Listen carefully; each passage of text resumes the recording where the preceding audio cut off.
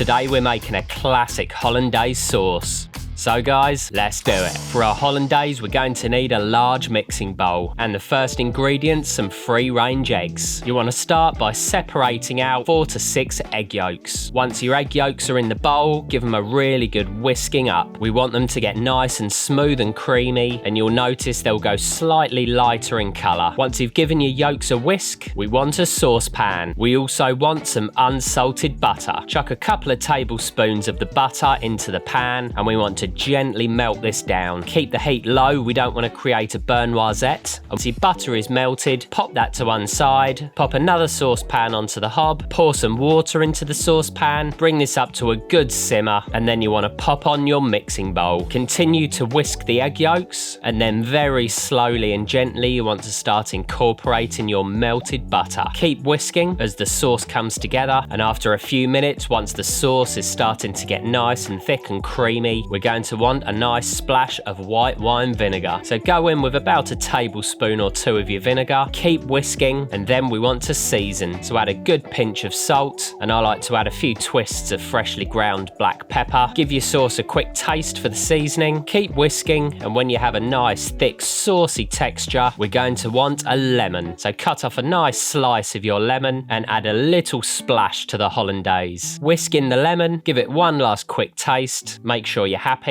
and there we have a beautiful classic hollandaise sauce. You want to serve immediately. This sauce is a real classic, goes with loads of different dishes. So get in the kitchen, give it a try, and I'll see you next time.